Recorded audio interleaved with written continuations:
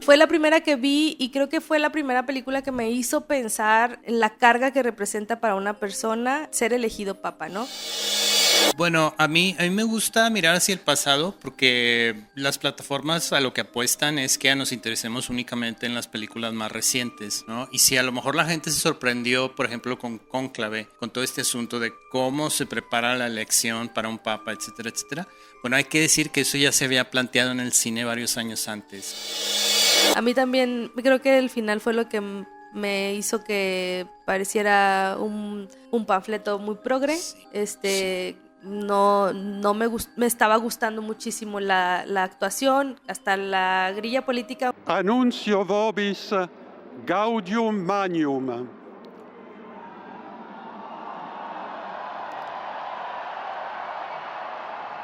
Habemus papam. Plaza Pública presenta Filmception con Jessica Ayala y Miguel Báez.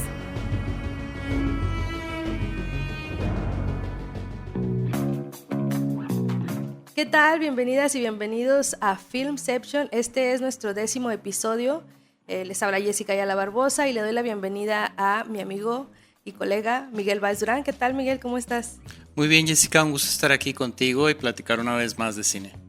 Muchas gracias. Y en esta ocasión tenemos preparado un programa que estará dedicado en la primera mitad a la película Guerra Civil. Esta película protagonizada por Kirsten Dunst, que bueno, fue una de las favoritas de mi lista personal el año pasado y que se acaba de estrenar en Netflix. Y en la segunda parte del programa vamos a hablar acerca de el retrato de la institución del Papa, o el Papa retratado en el cine, en series y en algunos documentales también. Esto como parte de la coyuntura de la muerte de Francisco, el Papa Francisco. Y bueno, pues sin más preámbulos me gustaría pasar al análisis de la película Guerra Civil. Miguel, ¿qué te pareció en esta? Bueno, si quieres hacernos una breve sinopsis de esta película. Sí, claro que sí. La película, digamos que está ubicada quizás en un futuro no muy lejano en Estados Unidos. Y en este caso en Estados Unidos hay una guerra de secesión. Es decir, hay un grupo de estados que están en desacuerdo con el presidente actual de ese momento y hay una guerra civil.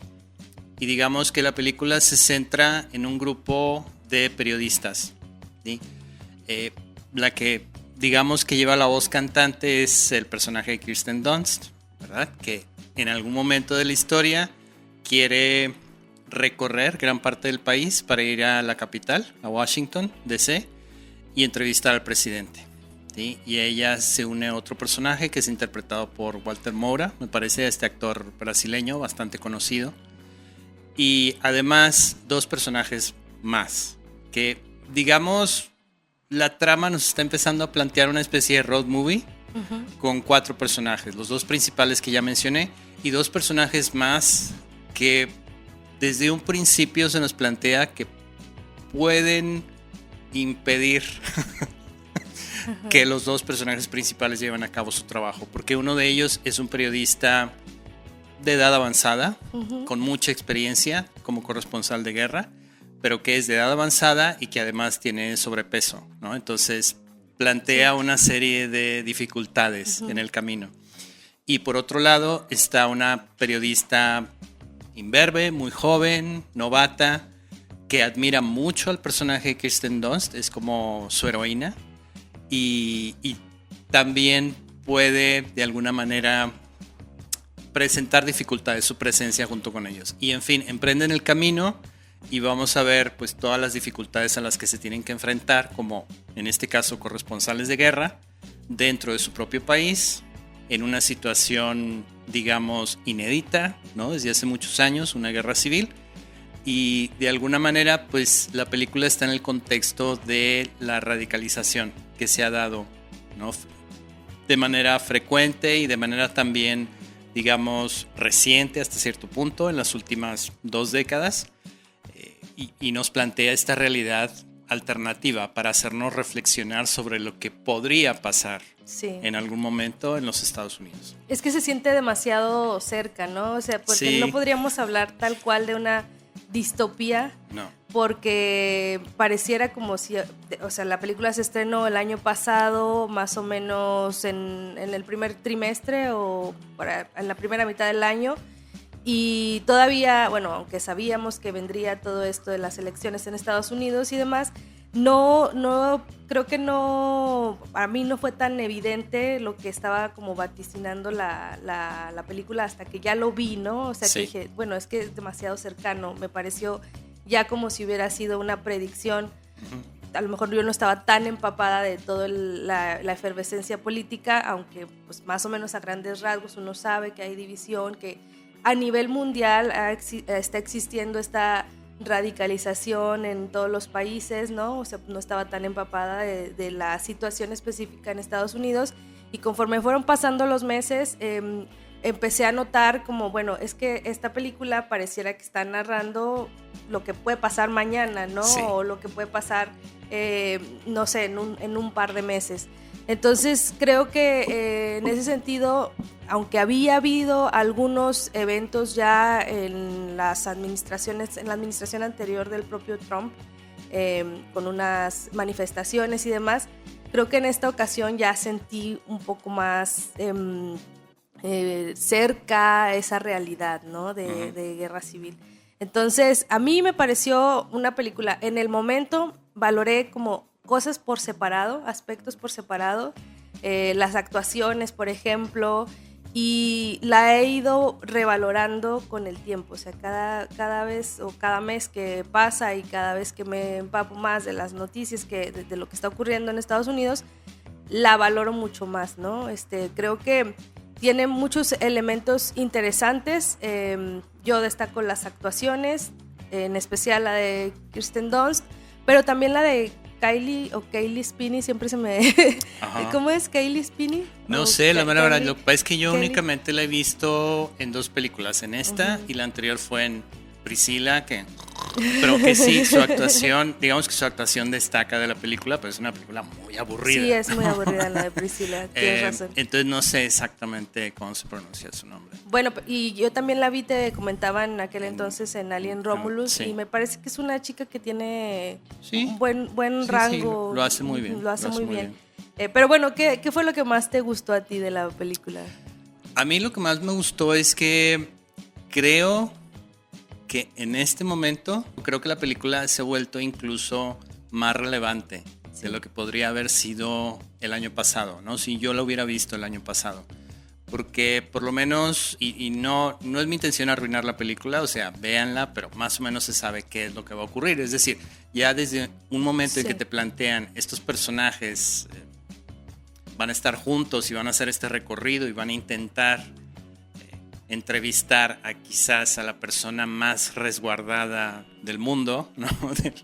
en la situación que está planteando la película. Desde ese momento ya sabes más o menos quiénes no van a llegar al destino, ¿verdad? Sí. Porque hemos visto este tipo de películas, ¿no? Antes.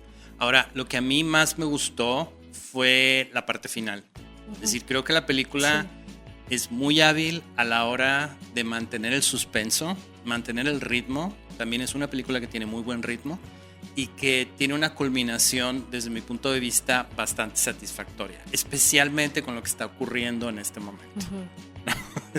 No voy a arruinar el final, pero para mí fue catártico, fue así de sí.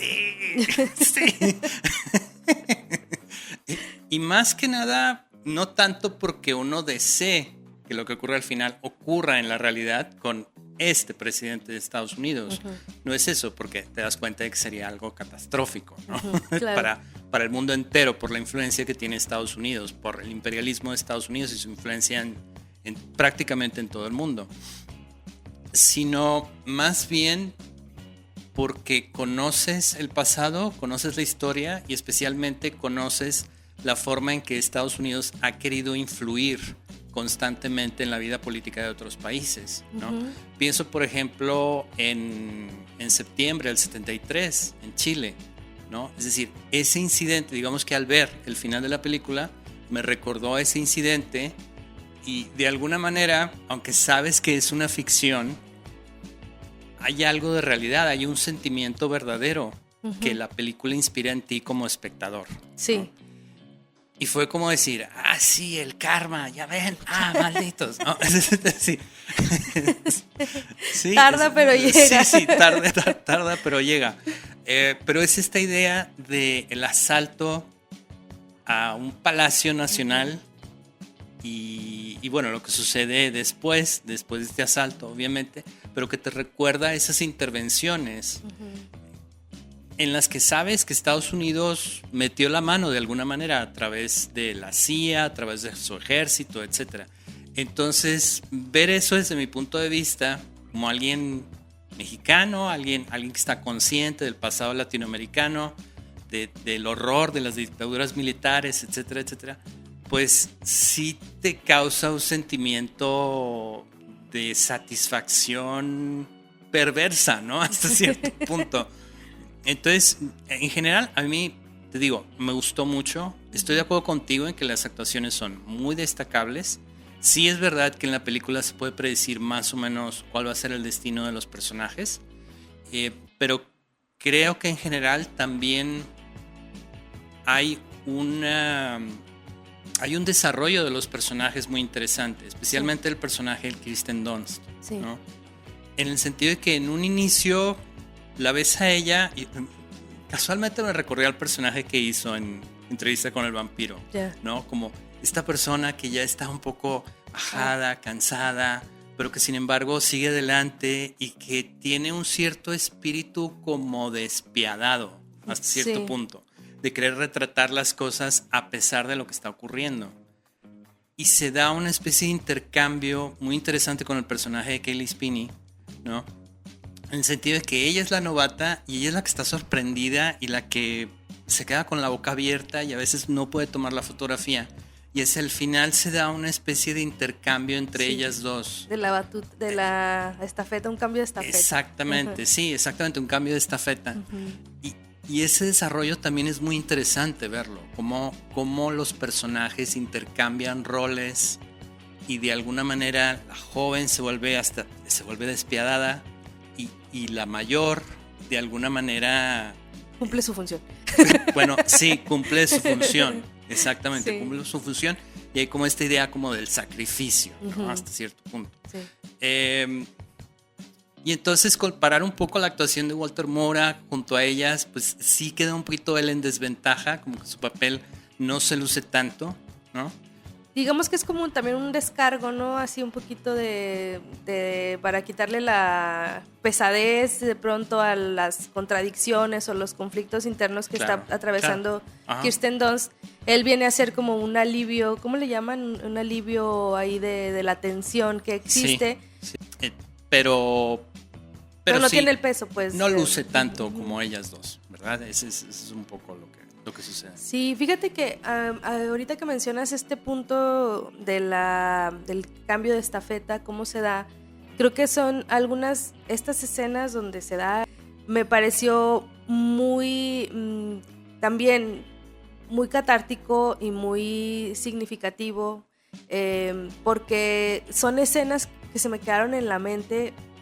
Y a lo largo de los meses que he estado pensando de pronto en esa película, digo, a mí me llega más también por el lado del periodismo y todo esto me removió muchas cosas que no fue en el momento, las reflexiones no fueron en el momento inmediato, o sea, a lo mejor algunas sí, las que están más evidentes, pero otras las fui como masticando tiempo después.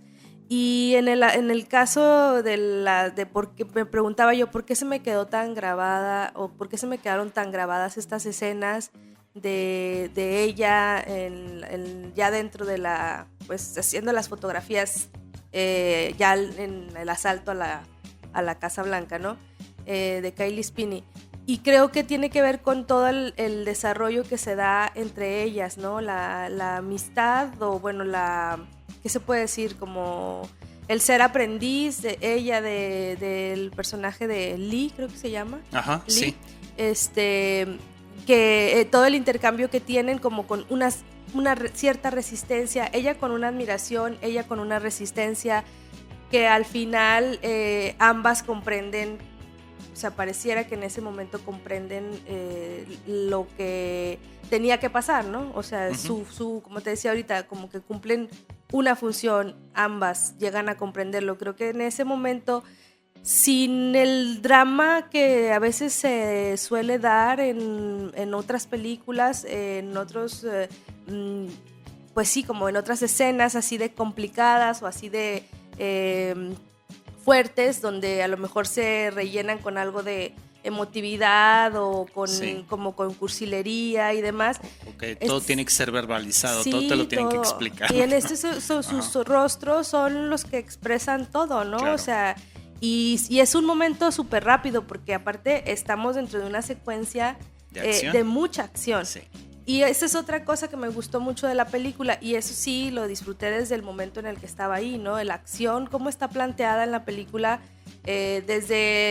o sea, toda la combinación entre momentos de tensión, acción que te generan suspenso, o sea, cuando están, por ejemplo, cuando van en el recorrido, en este road trip, que pasan por ciudades que están tomadas o que pasan por ciudades que al parecer no se involucran en el conflicto. Sí, que viven como en una burbuja, ¿no? Y en ambas hay una dosis de tensión que no, o sea, que te pone así como en alerta, ¿no? Estás todo el tiempo pensando qué va a ocurrir aquí, qué va a pasar. Y no se desborda, ¿no? Cuida mucho el no desbordarse en ninguna de esas secuencias.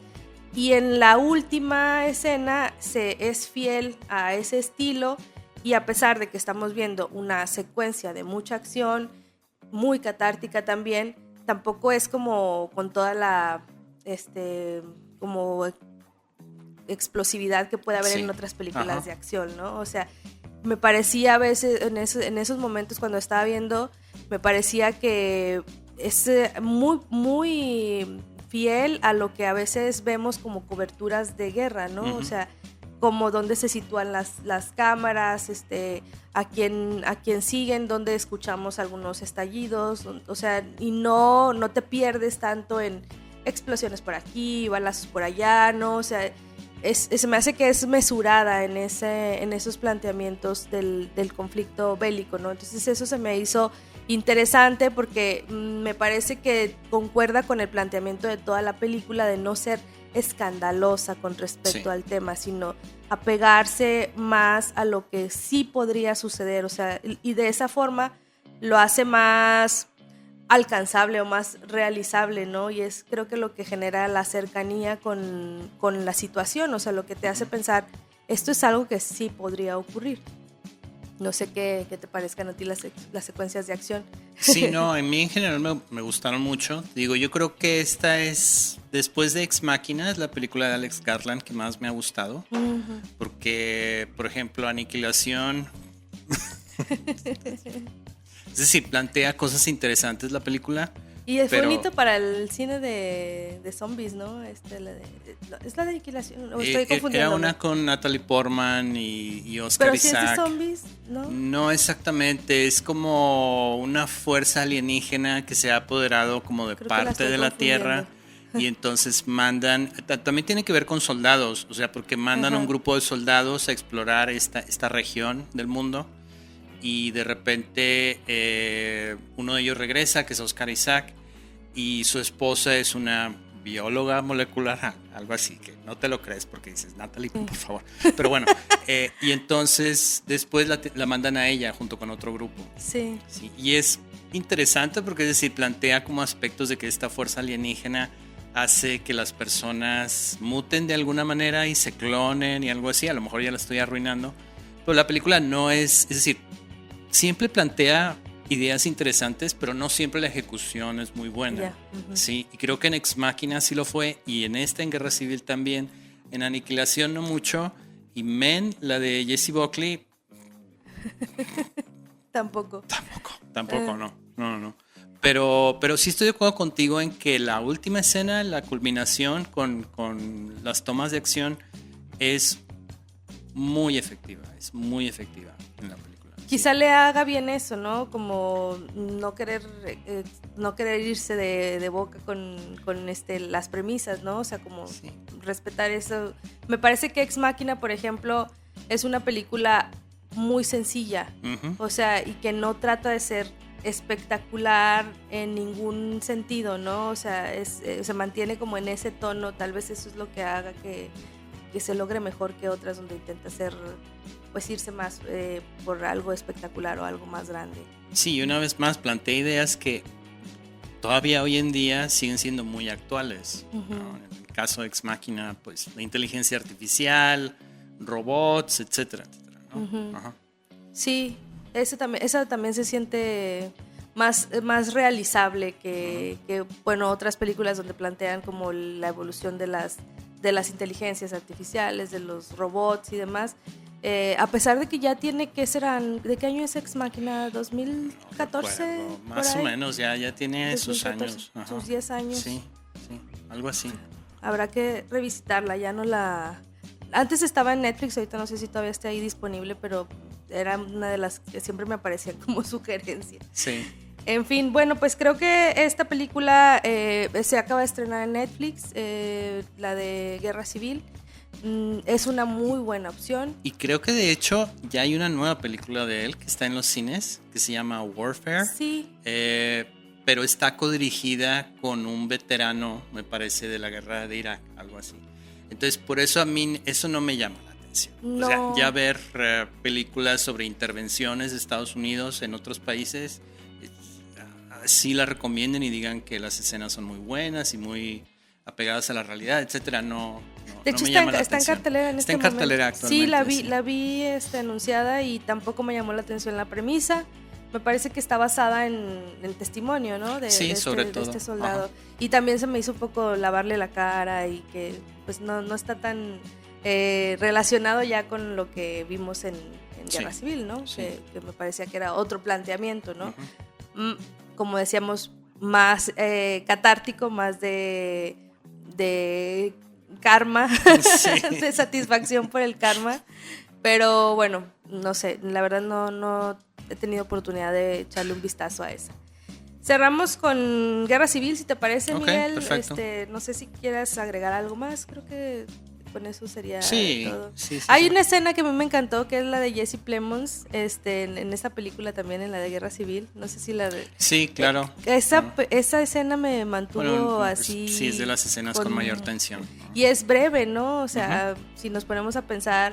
Como les decíamos, bueno, creo que en la película todos los momentos están cargados de una dosis de tensión muy bien manejada, que en ese momento es como el pico, ¿no? De ese estrés que pueden estar sufriendo estos periodistas al trasladarse por una tierra de nadie, ¿no? Un país ingobernable. Y creo que nos recuerda, desgraciadamente, a nuestro país también, ¿no? O sea, creo que en esa escena hay encerrados otras cuestiones que tienen que ver con el crecimiento de fuerzas paramilitares dentro de los países, dentro de todos los países, ¿no? Como el acceso a las armas, precisamente ha generado, el tráfico de armas ha generado que grupos radicales empiecen a hacer lo que quieren, ¿no? O sea, cada uno con su bandera, con su ideología y demás, pero que ponen en riesgo a todo mundo, ¿no? O sea, porque no sabes qué vas a esperar de nadie, ¿no? Andan vestidos como soldados, piensas que ya no existe una autoridad en la que puedas confiar, o no hay una ausencia de Estado en la que todos pueden como ser parte, y eso también genera pues una sensación de desamparo y de vulnerabilidad excesiva, ¿no?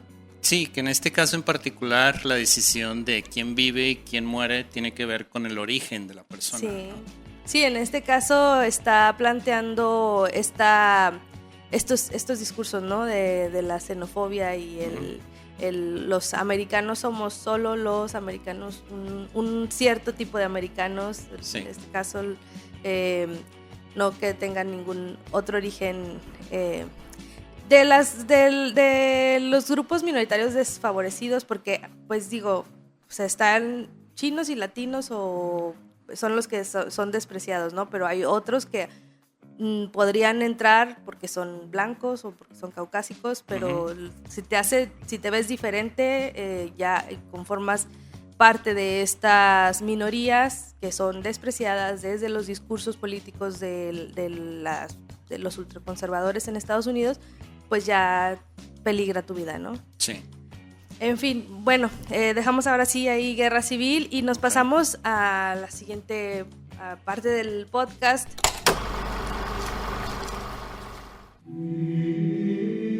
En esta ocasión queremos hablar acerca de la figura del Papa, como ha sido representada en películas, en documentales, en series. Esto porque recientemente se dio a conocer la muerte del Papa Francisco. Después de que estuvo hospitalizado unos días, salió para esta Semana Santa, estuvo dando la bendición ahí en el Vaticano, en la plaza, se me olvidó el nombre, ¿la plaza San Pedro? Sí. La plaza San Pedro, ¿verdad? Y no soy la menos avesa en los términos en los elementos de la parafernalia católica, pero ahí me disculparán. Pero estuvo ahí y después ya se dio a conocer el fallecimiento del Papa Francisco. Hay muchas reseñas en internet actualmente de su vida. Creo que es un hombre que trató de reformar la iglesia, lo que eso signifique, que pues desgraciadamente tal vez no lo logró. Llegó a sentar algunas bases que por ahí se destacan en muchos artículos de opinión, en artículos periodísticos. Pero creo que hay otra manera de acercarnos a la figura del Papa y de lo que representa esta institución en el mundo actual, que se puede dar desde el cine, ¿no? Y me parece interesante abordarlo en el cine porque no necesariamente tiene que ser como verdad, ¿no? O sea, que da pie a que se haga un juego de ficción en algunas ocasiones, con todo y que, por ejemplo, hay documentales que tratan de ser pues sí, de documentar la verdad o la historia y dejar un registro de la vida del Papa, de las palabras del discurso que él manejaba y demás. Pues creo que de todos modos el cine siempre da pie a que se hagan ficciones alrededor de una figura, ¿no? Elegir ciertas palabras, ciertos encuadres, así sea un documental, nos permite ficcionar acerca de este ícono del mundo, no nada más para los cristianos, sino para la vida espiritual en términos generales. Y en ese sentido estuve revisando algunas películas, algunas listas de películas que han retratado a los papas. Yo tenía en mente en específico 3 que había visto, una en 2011 que se llama Habemus Papam. Sí, claro. De Nanni Moretti, ¿verdad? Sí, Moretti. Fue la primera que vi y creo que fue la primera película que me hizo pensar en la carga que representa para una persona el ser elegido papa, ¿no? Sí. Creo que muchas personas luego piensan que es como una distinción en todo el sentido y que aparte vas a acceder a el poder ilimitado que te puede dar una institución como la Iglesia Católica, el lujo, el dinero, todo el culto a tu imagen, no nada más a Cristo, sino a la imagen del Papa en sí, ¿no? Así como el representante de Dios en la tierra. Bueno, sí, parece que las representaciones audiovisuales, especialmente de Estados Unidos, Inglaterra, en las que se habla inglés, ¿no? Como las anglosajonas, son únicamente como los papas renacentistas los que querían ser papas, ¿no? Como los Borgia o yo no sé, como Rex Harrison en La agonía y el éxtasis o algo así. En realidad, cuando ya se ponen a hablar de una época más contemporánea, por lo regular parece que es un gran peso y que no quieren o no se sienten dignos de ser papas, ¿no? Sí, eso se vio, por ejemplo, en esta película de Habemus Papam. Es un papa, ha sido elegido y no tiene pues como el convencimiento de cumplir con todas las con todos los deberes del Papa, ¿no? Incluso le da una especie de crisis existencial, quisiera como renunciar al cargo, le llevan a un psicoanalista que es el mismo Moretti, es el que hace el papel del psicoanalista, como para hacerlo entrar en razón. Pero entonces esto sirve para ir conociendo, destilando un poco la maraña que puede significar el papel de este personaje dentro de la iglesia y en el mundo actual, ¿no? O sea, en un mundo que pareciera a veces rebasado por tantos problemas, y que muchos de ellos también afectan directamente a la iglesia, ¿no? O sea, están los asuntos que tienen que ver con la corrupción dentro de la iglesia, con la pederastia dentro de la iglesia y las distintas como legiones o órdenes que también patrocinan a la iglesia, ¿no? Entonces, creo que esa película me gustó porque si bien va como a esos cuestionamientos, también lo hace con un humor y digamos, un toque de ternura, ¿no? Hacia el Papa. O sea, sí te llega a conmover los cuestionamientos. O sea, si dejamos de lado a lo mejor las críticas que podría tener la iglesia como institución, este Papa se siente también muy humano, ¿no? Que está como retratado como muy frágil, muy vulnerable, alguien que sabe que tiene un peso encima, pero que incluso quisiera como mantenerse a salvo de descubrir cuánto más puede pesar ese nombre, ¿no? O ese nombramiento, más bien dicho. Entonces, bueno, esa es una película de 2011, me parece que está disponible en varias plataformas. Eché un vistazo rápido y sí está, no está en Netflix, pero me parece que en las demás sí, en Prime, por ahí se puede encontrar. Y es una película que a mí, al paso de los años, me ha sido bastante grato recordar. Y luego pasamos con la otra, que es de los dos papas, Miguel, que esa teníamos en común, que ya alguna vez hablamos de ella. Sí. Habíamos comentado de ella justo cuando se estrenó en 2019 en Filmanía, antes de la pandemia. Antes de la pandemia, así es. Todavía en cabina, ahí en GREM. Y bueno, cuéntanos un poco. Este es del director Fernando Mireles, también sí, así es, el director de Ciudad de Dios, ¿verdad? Y no recuerdo exactamente, en aquel momento lo mencioné, seguramente, pero no recuerdo el nombre del guionista.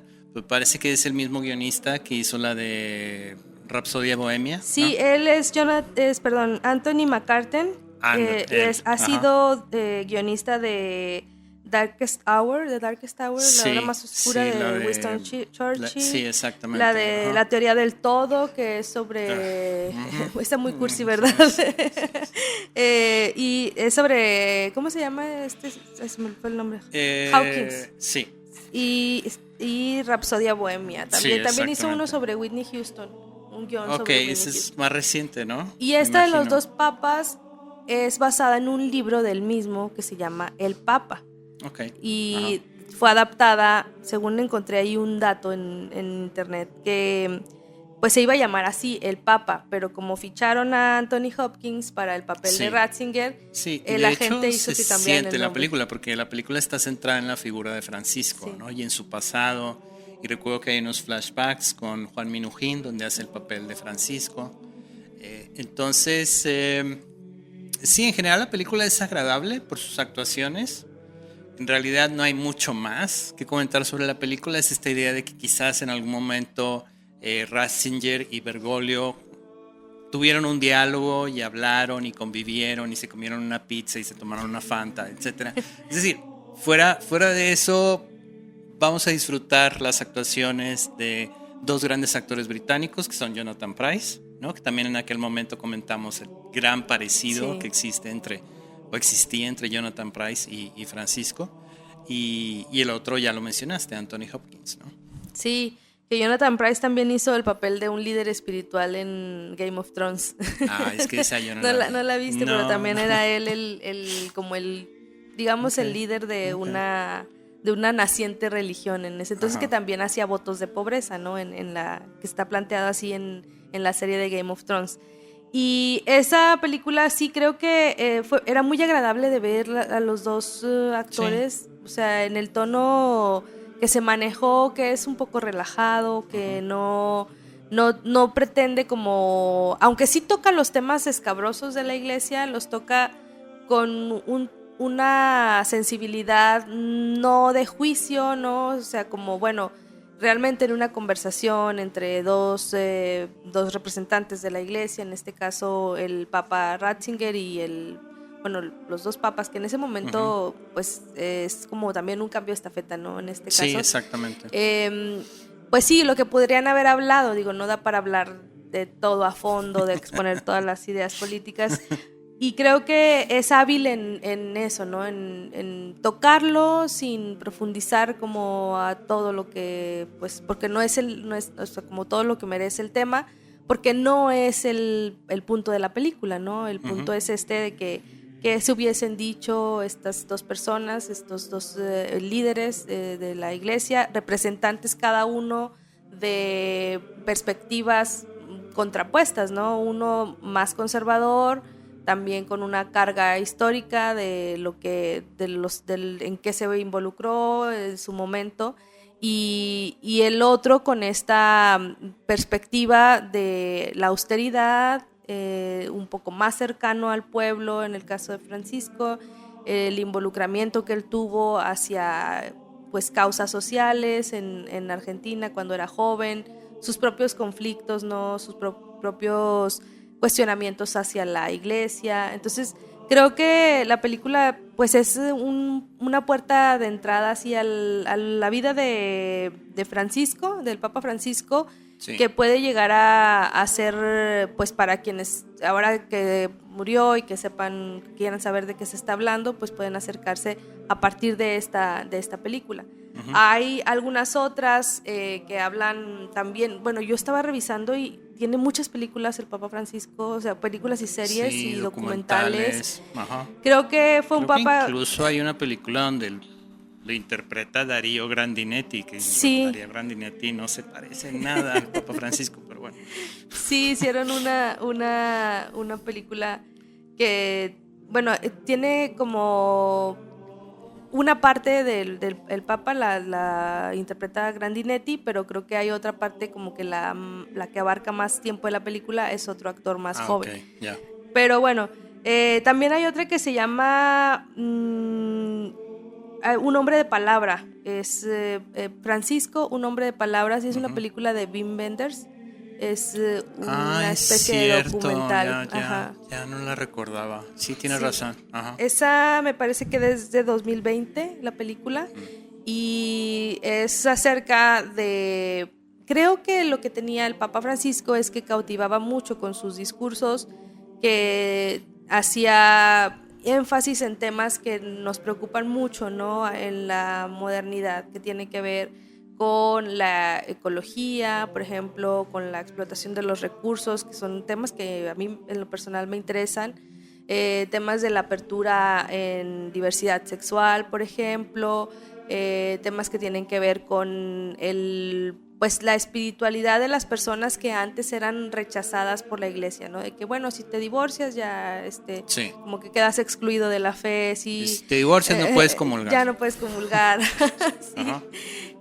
O pues otros cuestionamientos que tienen que ver también con el capitalismo, ¿no? Con la acumulación, con el consumismo, la ecología. Hay una película, me parece que ahí se menciona que es una producción con Netflix, yo no la pude encontrar, que se llama Carta a la Tierra, Carta a Nuestra Tierra, y es donde habla acerca de sus preocupaciones o bueno, de su visión en torno a la explotación de los recursos naturales, ¿no? Sí. Porque en el propio documental de Wim Wenders, que se nota que hay como una admiración hacia la figura del Papa Francisco específicamente, o sea, es hablar acerca de su perspectiva, de su acercamiento con los pobres, de todo esto que él representaba al llamarse Francisco, como Francisco de Asís, y hacer los votos de austeridad, ¿no? Y creo que hay unas escenas donde el Papa habla a la cámara como si te estuviera hablando a ti, que hace que se sienta también todavía mucho más cercano. Aparte habla en español, ¿no? O sea, eso también se me hizo interesante, que no estuviera hablando en italiano o que no lo hicieran hablar en otro idioma. Y creo que el respetar como el lenguaje propio del Papa en esta película por parte del director Wim Wenders también pues, es interesante.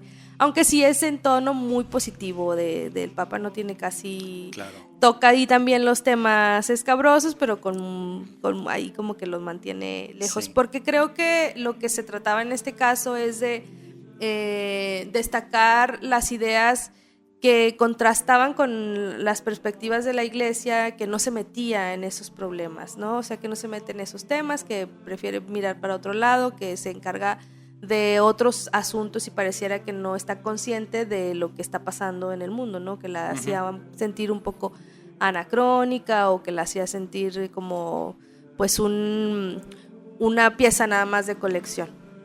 No sé si hayas visto toda esa película. Es posible que la haya visto porque sí le sigo la pista a Wim Wenders y especialmente sus documentales. He visto varios de sus documentales, entonces es posible que la haya visto, pero... No la borraste. Sí, se me olvidó.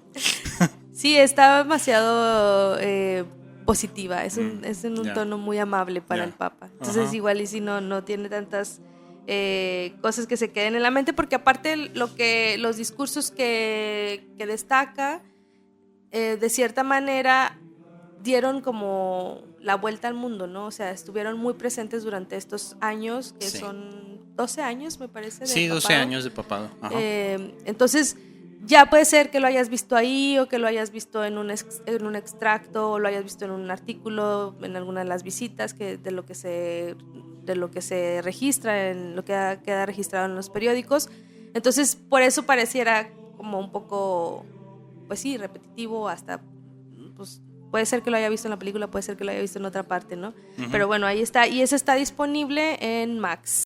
Bueno, a mí me gusta mirar hacia el pasado porque las plataformas a lo que apuestan es que nos interesemos únicamente en las películas más recientes, ¿no? Y si a lo mejor la gente se sorprendió, por ejemplo, con Cónclave, con todo este asunto de cómo se prepara la elección para un papa, etcétera, etcétera. Bueno, hay que decir que eso ya se había planteado en el cine varios años antes, con Las sandalias del pescador, que es una película del 68, protagonizada por Anthony Quinn, el primer actor mexicano que ganó un par de Óscares, ¿verdad? Y en este caso él interpreta a un obispo ucraniano que es enviado por el propio presidente ruso, que era Laurence Olivier, haciendo un acento increíble. Bueno, en esta película todos hacen acentos así, un poquito extraños, ¿no? Y finalmente él debe ir al Vaticano, se convierte en cardenal, después muere el Papa, ¿no? Y la forma en que lo hacen es una forma muy torpe, porque de alguna manera ponen a un reportero inglés a que esté reporteando desde el Vaticano y el Papa se cayó. Y ahora están doblando las campanas y el Papa ya se murió.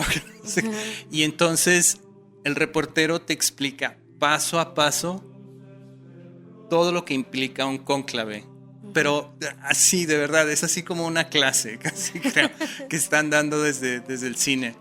Y lo interesante es que también usan pietaje real, ¿no? Es decir, es muy evidente que cuando llega la coronación de Anthony Quinn como el Papa Kirill, ¿no? Que también como el Papa que interpreta Michel Piccoli en Habemus Papam, también es un Papa muy reticente en el sentido de que no me elijan a mí, yo no soy digno, etcétera, etcétera. Pero finalmente lo eligen, se convierte en el primer Papa de acuerdo con la ficción de la película, porque la película se hizo en el 68, el primer Papa no italiano en mucho tiempo, un Papa ucraniano que adopta su propio nombre, Kirill. Y finalmente ahí también hay toda una cuestión política, porque si es enviado al Vaticano por el presidente ruso es porque hay una crisis en China, hay como una especie de rivalidad entre Rusia y China. Y la película es interesante hasta cierto punto, obviamente ya ha pasado mucho tiempo, pero no deja de ser un retrato importante por parte de Hollywood de todo lo que está alrededor del papado y especialmente de la elección de un papa. Sí, creo que ahí vi una lista de 10 películas que han hablado sobre los papas, creo que me parece que está en Rolling Stone. Ajá. y mencionaban esta Sí. y algunas otras que, no sé si lo encuentran en el artículo. La agonía y el éxtasis, hay varias de seguramente. los 70, de Ajá. los 80. Sí, agonía y éxtasis. Hay una muy curiosa que se llama La papisa Juana, que también que es una esta. historia que ya se ha ficcionalizado varias veces porque es muy atractiva, ¿no? Es decir, parte de una leyenda medieval que se empezó a poner de moda sobre todo en el siglo XIII, más o menos, como una especie de cuento moralino de que las mujeres no se atrevan a ir tan lejos, ¿no?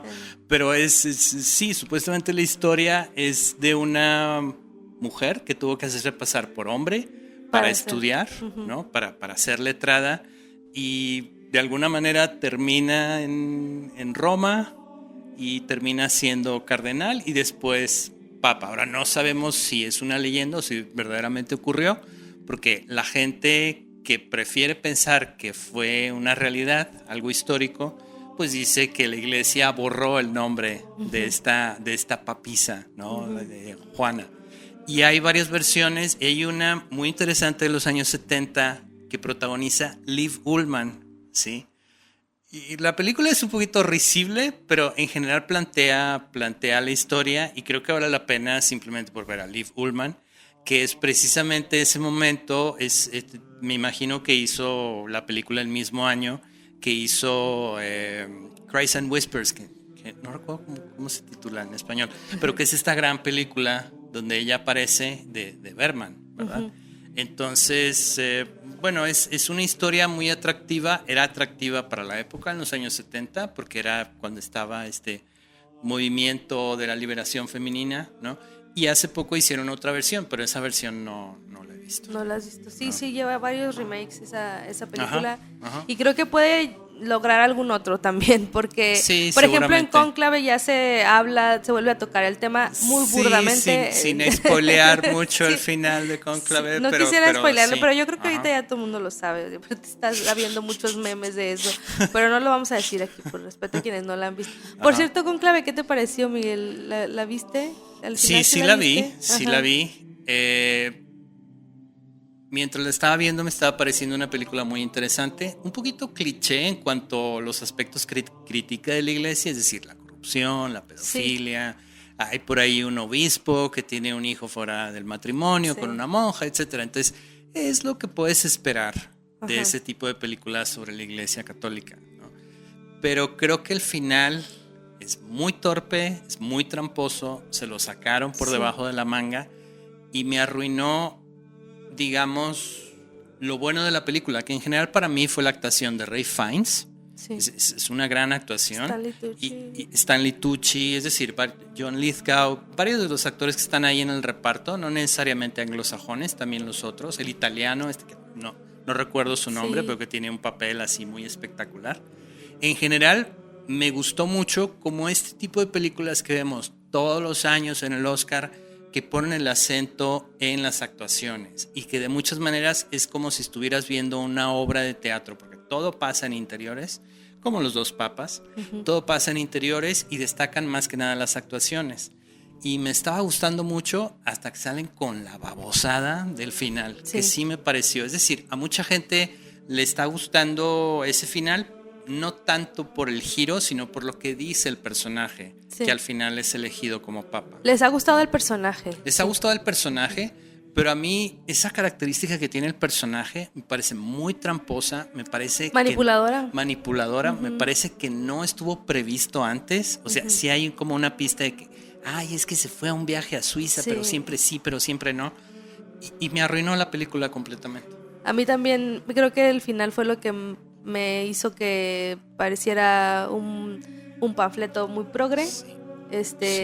No me estaba gustando muchísimo la actuación, hasta la grilla política, aunque decías, bueno, todo va a ocurrir en estos días, todo hasta un atentado, o sea, todo, o sea, como que qué casualidad, ¿no? Sí. Y de qué manera Pero, está planteado así. Por lo Te menos cedes. lo de la bomba, el atentado, etcétera, no es tan ridículo como Ángeles y Demonios. Ese sí es un cónclave muy, muy ridículo. Ángeles y Demonios de... La de Ron Howard. Ah, ya, no, esa no la vi. Basada en una novela de Dan Brown. Ah, ya, Sí, como la sí, del sí. Código Da Vinci. No, ahí es de un papa. Sale Tom Hanks, ¿no? Sale Tom Hanks, sale Ewan McGregor. Sí. Ewan McGregor es... bueno, sí se los voy a spoilear porque es una película de 2009, así que no importa. En algún momento lo quieren elegir como papa. Sí. ¿Por qué? Porque salva al Vaticano de una gran explosión. Pero casualmente en algún momento de la película dice, yo sé pilotear helicópteros, ¿no? Y obviamente va a salir un helicóptero, se va a subir a un helicóptero, se va a llevar la bomba con él, va a explotar en el aire y va a bajar en un paracaídas y la gente lo va a aclamar como, oh santo, gracias por salvar a la iglesia, gracias por salvar al Vaticano.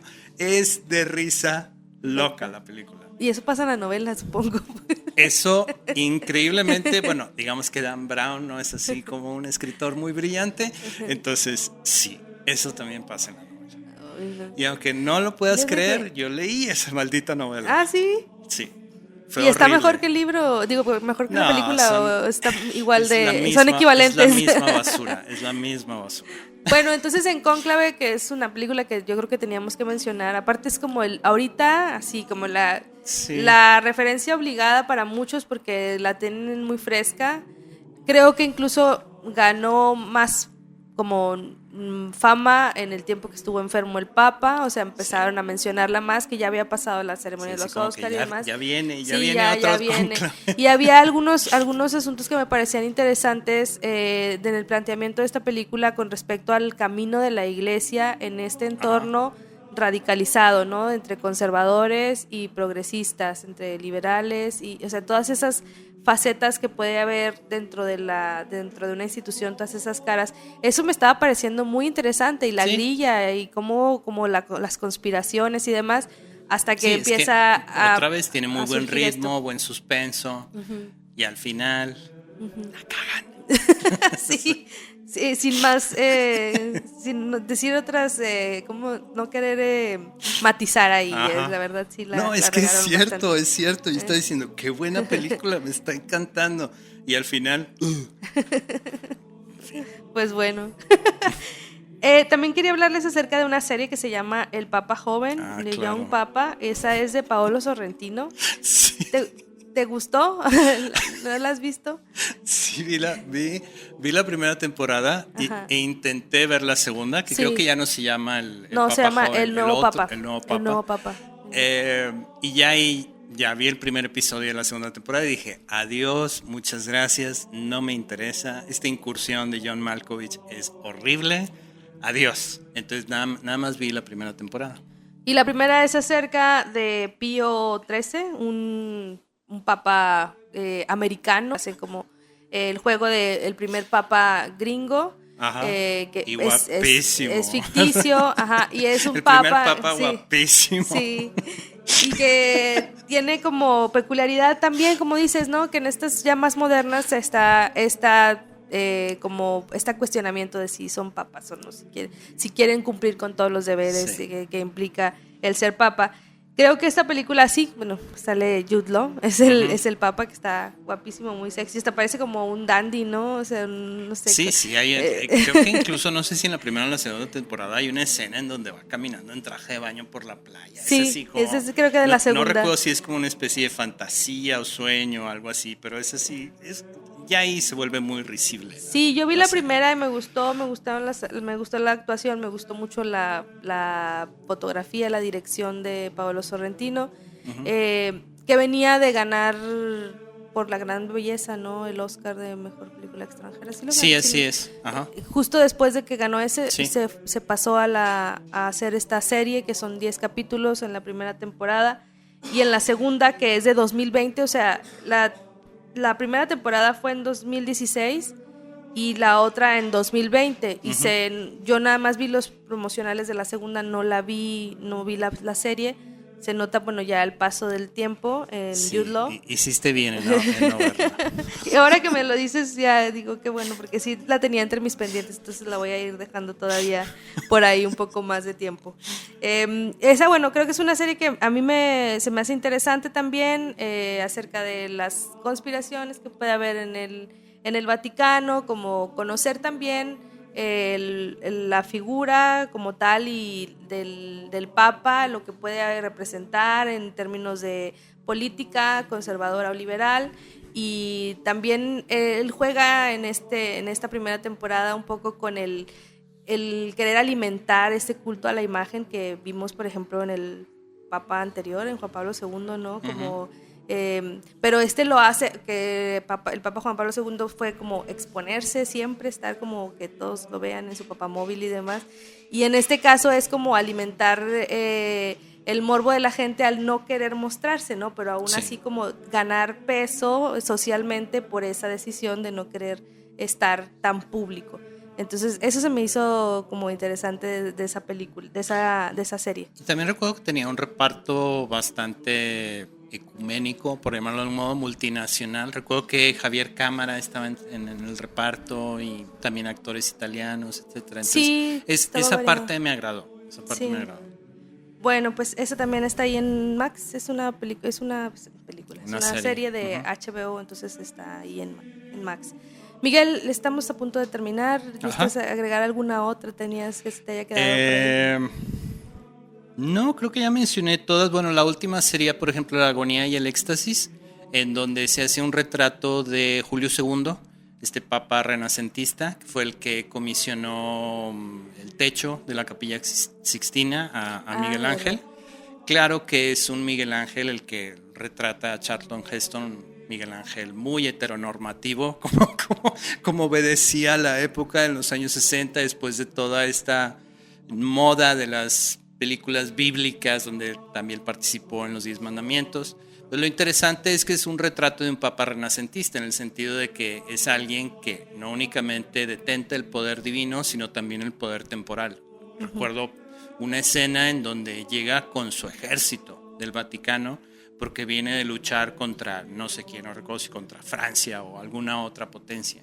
Entonces es interesante ver como ese retrato de los papas de aquella época, en donde estaban fusionados los dos poderes, ¿no? Entonces, no está mal. Es una película un poquito ridícula, ¿no? Porque, bueno, no deja de ser un tanto anacrónica. Y recuerdo muy bien que la primera vez que la vi era adolescente, porque nos la pusieron los jesuitas. Que nos ponían todo este tipo de películas, ¿no? Como La agonía y el éxtasis, La misión, ¿no? Que es así como la gran propaganda de la orden de los jesuitas. Y supongo que es una buena idea mencionarlos al final, porque precisamente Francisco pertenecía a esta orden. Sí, a los jesuitas, que se supone que son los pues educados y intelectuales, los soldados, ¿no? De Cristo, pero a través de la educación, la intelectualidad, etcétera. Bueno, pues con esto cerramos nuestro episodio de hoy. Muchas gracias, Miguel. De nada, gracias a ti por invitarme una vez más. Gracias. Nos vemos y nos escuchamos en la próxima. Bueno, también antes de irnos, ¿verdad? Nuestros puntos de contacto, Miguel. Sí, bueno, a mí me pueden encontrar en mi blog, que es el blog de Miguel Báez Durán, otrosmanlolen.blogspot.com, o también me pueden contactar a través de LinkedIn. A mí me pueden encontrar como @gsi_k en Instagram, también en X, antes Twitter. Me pueden encontrar como Jessica Ayala Barbosa, me pueden leer en www.laplazapublica.com. Y bueno, síganos aquí en todas nuestras redes sociales, este proyecto de Filmception que forma parte de Plaza Pública. Muchas gracias y hasta la próxima. Gracias por escuchar Filmception, el podcast de cine de Plaza Pública. Visítanos en www.laplazapublica.com y síguenos en todas nuestras redes sociales. Hasta la próxima.